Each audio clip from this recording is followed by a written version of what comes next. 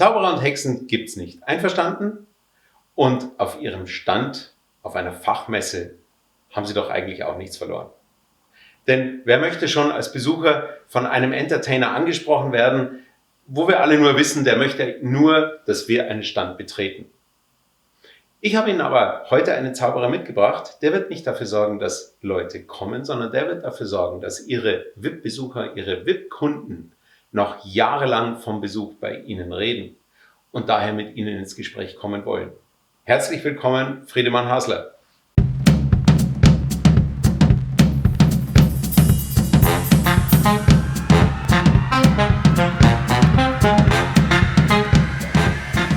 Herzlich willkommen, schön, dass du da bist. Freut mich sehr, hier zu sein. Ich bin ja schon ein bisschen aufgeregt. Ne? So einen echten Zauberer hatte ich ja noch nie hier bei mir. Ja, meine Damen und Herren, ich habe ja im Intro gesagt, ich stelle Ihnen heute einen Zauberer vor, der also nicht dafür sorgt, dass irgendwelche Messebesucher auf Ihren Messestand kommen, sondern der einen bleibenden Eindruck bei Ihren VIP-Besuchern hinterlässt. Und dazu eine Anekdote, als wir uns zum ersten Mal getroffen haben, habe ich gesagt, du, dann bist du mit Sicherheit für Unternehmen so im Einsatz, die ja, dich nehmen, um auf dem Gang zu zaubern oder so und Besucher reinzukriegen. Und dann kam spontan, nee, ich bin kein Pausenclown. Erklär mal, was war da der Hintergrund? Also ich habe auf Messen selber schon diese Zauberer gesehen, die auf dem Messestand dafür sorgen, dass Leute auf den Stand kommen sollen, die irgendwie da mit dem Mikrofon groß Show machen und riesiges Trara. Und wer dann stehen bleibt, ja, das sind die Familien, das sind die Kinder, wenn da welche sind, oder irgendwelche Leute, die sich halt für diese riesige Show da interessieren. Aber man kann nicht wirklich sagen, dass es die Leute sind, die für den Stand oder für sie, für die Firma interessant sind, die wirklich auf den Stand kommen sollen. Also kommt dann irgendjemand, es ist ein Riesending, eine riesige Show und für mich, ja, viel zu albern, diese ganze riesige Sache. Das ist einfach gar nicht mein Stil und auch nicht sinnlich, das auf dem Stand so zu machen. Mhm. Jetzt ist natürlich die andere Frage, okay, wenn wir es nicht, jeder denkt ja bei Messe zunächst mal dran, okay, ich muss gucken, dass Messebesucher zu mir auf den Stand kommen, dann ist am Stand was los, dann rührt sich da was, dann interessieren sich ja auch Leute für mich.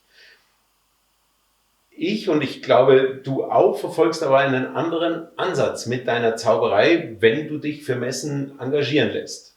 Mhm. Ich schaue, dass ich dann bei Messe-Events, bei Partys, bei Standpartys zum Beispiel engagiert werde und dann für die VIPs des Standes, wer auch immer das sein mag, die Stammkunden zum Beispiel, für die Zauber und meinen Auftritt so mache, dass die Leute, die schon auf dem Stand sind und da auch hingehören, eine ganz besondere Zeit haben und ein ganz besonderes Erlebnis haben, von dem sie später auf jeden Fall noch erzählen werden. Mhm. Prima, also so langsam entsteht ein Bild in mir auch, wie man das wirklich auf der Messe einsetzen kann. Eine persönliche Frage an dich, wie lange zauberst du schon? Wie bist du dazu gekommen? Wie wird man Zauberer? Vielleicht auch für den einen oder anderen. Ich zauber schon seit 14 Jahren und man wird Zauberer, indem man das als Hobby anfängt, auf jeden Fall, das sind die allermeisten. Und dann habe ich irgendwann entschieden, dass ich das eben auch beruflich machen möchte und habe mein eigenes Unternehmen gegründet, habe Auftritte für Firmen, für Privatkunden gemacht, für Hotels, Restaurants und Bars in München. Und dann bin ich jetzt unterwegs in Deutschland, Österreich, Schweiz, überall, wo ich gebraucht werde und habe dann irgendwann auch meinen Stil oder meine Art und Weise der Zauberei gefunden. Eben nicht der Zauberer, der auf einem Kindergeburtstag auftritt. Das habe ich am Anfang gemacht, sicherlich.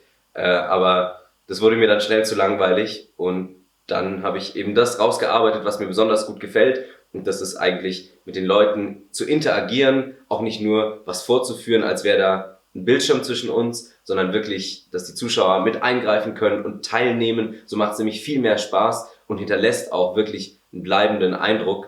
Und ja, an dieses Erlebnis erinnern sich die Wenn dann ich weiter. mich recht erinnere, dann hast du mir auch schon mal erzählt, du hast auch schon eigene Tricks entwickelt. Ist das richtig? Sicher, ja. Also für mich ist es interessant, auf der Bühne Sachen zu machen, die es so noch nicht gibt. Und wenn ich da jetzt Tricks nehme, die es bereits gibt oder Kunststücke oder Routinen gibt, dann haben die Leute das vielleicht schon gesehen. Das ist langweilig und ich möchte natürlich was machen, was einzigartig und besonders ist und deswegen auch noch besser im Gedächtnis bleibt. Und da entwickle ich dann meine eigenen Sachen. Ja. Und da kommen wir jetzt nämlich auch zu deinem ganz speziellen Angebot. Gerade selber Tricks entwickelt und du wirbst ja auch für dich damit, dass du eine Show wirklich auf den jeweiligen Kunden maßschneiderst. Was ist denn wichtig? Was musst du vorher wissen, damit du wirklich die Vorstellungen des Kunden, egal ob das jetzt ein Messeaussteller ist oder wer auch immer, damit du die treffen kannst? Das Produkt, was du ansprichst, das heißt Magie nach Maß. Und da spreche ich erst mit dem Kunden, was möchte er? Möchte er ein Produkt darstellen, so ein besonderes Produkt, besonders hervorgehoben werden, ein Event besonders dargestellt werden? Zum Beispiel mit einer Immobilienfirma haben wir eine Immobilienübergabe magisch untermalt, was dann vorher auch nicht so angekündigt war, sondern langsam immer wieder überraschende Dinge passiert sind auf der Veranstaltung, bis dann sich irgendwann herausgestellt hat, dass ich eben doch kein Mitarbeiter dieser Firma bin, sondern Zauberkünstler. Und so gehe ich genau darauf ein, was die Kunden eben wollen. Also meine Kunden wollen ja meistens ihren Kunden irgendwas Besonderes darstellen. Das Produkt, ein Erlebnis ganz besonders machen und dafür brauchen wir eben dann besondere Nummern, besondere Tricks, könnte man sagen. Und da arbeite ich mit den Kunden zusammen was aus, sodass wirklich das thematisch zum ganzen Event passt und man nicht irgendwie Copy-Paste irgendwelche Tricks nimmt, die es schon gibt. Es passt dann einfach nicht. Man muss es wirklich anpassen, sodass es eine runde Sache wird am Ende. Und das könnte ich also auch von dir haben, wenn ich sage, ich habe abends oder ich habe zu einem bestimmten Zeitpunkt am Stand kommen bestimmte Gäste, wo ich sage, da wäre mir das wichtig oder denen kann ich damit etwas bieten, was eben nicht jeder bieten kann oder was die vielleicht von mir auch erwarten. Dann könnte ich das mit dir so abstimmen und du wärst dann zu dem Zeitpunkt am Stand. Ja, also es braucht auf jeden Fall eine Planungsphase, da arbeiten wir dann aus, was wir machen und dann bin ich am Stand und verzauber die Gäste, kann man sagen, genau so, wie sich der Kunde das eben vorstellt oder wie sie sich das vorstellen, klar. Aha, prima. Also ich glaube, in jedem von uns geht jetzt so ein bisschen Film los und überlegen wir, wie könnten wir das einbauen. Eine technische Frage noch an dich. Wie ist denn, du hast ja vorher von Bühne gesprochen. Bei Bühne denken wir natürlich so, wie wir hier den Set jetzt auch machen. Da stehen Scheinwerfer, da braucht man Mikrofone. Muss ich dir eine Bühne bauen? Nein, wenn eine Bühne da ist, dann kann man die verwenden, klar. Falls auf dem Messestand eine Bühne verfügbar ist, dann kann man von der Bühne aus was machen. Dann ist es eine Stand-up-Show, das heißt, alle, die dort unten sitzen oder stehen, schauen gleichzeitig nach oben und sehen gleichzeitig eine Nummer, die vorgeführt wird. Das kann man natürlich auch mehrmals dort vorführen, aber das gesamte Publikum sieht gleichzeitig die Show. Dann gibt es auch noch die Möglichkeit, Close-up-Zauberei zu machen. Das heißt, Zauberei in ganz klein für 2 bis maximal eher 6 Leute, die dann außen rumstehen, zum Beispiel in Restaurants oder auch bei Sektempfängen, bei einer Standparty zum Beispiel. Und dort schauen dann nur sehr wenige zu. Und da wird es noch viel interessanter, weil die Leute da noch viel mehr mitmachen können.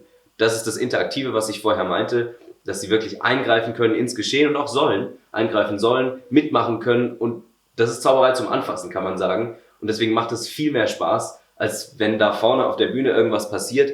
Ja, klar gibt es da eine Falltür oder das ist alles nicht so beeindruckend, wie wenn es in der eigenen Hand passiert.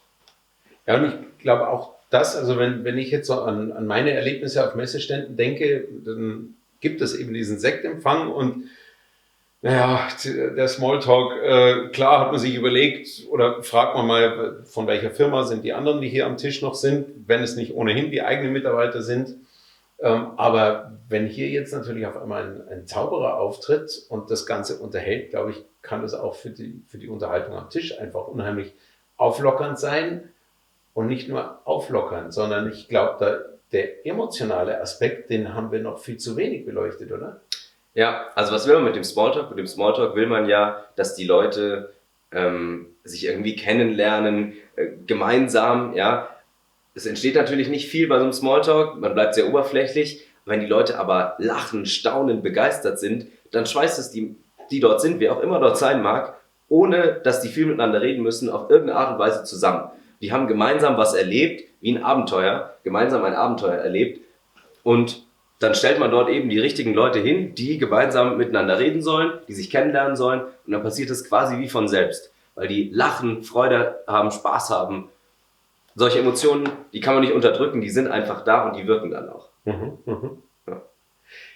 Ja, und jetzt würde mir natürlich eine Frage auf den Nägeln brennen, dass du uns mal einen Trick oder erklärst oder vorführst oder so. Aber nein, meine Damen und Herren, das gibt es hier bei uns nicht.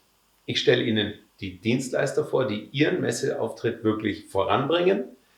Wenn Sie aber jetzt sagen, Mensch, der Friedemann hat mich begeistert, der Gentleman Magier, wie er sich nennt, ich möchte ein bisschen mehr sehen, dann sehen Sie sich seinen YouTube-Kanal an, sehen Sie ihn auf Instagram, auf seiner Homepage. Friedemann sagt gerade, wo finden wir das alles? Auf Instagram und auch auf YouTube Friedemann Hasler oder der Gentleman Magier eingeben und auch friedemannhasler.de, das ist die Webseite. Da ist eigentlich alles gesammelt, da findet man von dort aus dann in alle sozialen Medien. Da sind auch noch viel mehr Informationen, Bilder, Eindrücke von Events, von Shows, die wir in der Vergangenheit gemacht haben. Kann man sich ganz viel durchlesen, ganz viel anschauen. Ja, genau. Und wenn Sie ihn konkret anfragen wollen oder einfach sich an den Namen jetzt so spontan nicht mehr erinnern, dann www.wirfindenDieProfis.de. Füllen Sie unser Kontaktformular aus, schreiben Sie uns und Sie erhalten auf jeden Fall die Kontaktdaten, sodass auf Ihrem nächsten Messestand Friedemann auftreten kann. Herzlichen Dank. Vielen Dank. Danke dafür fürs Kommen.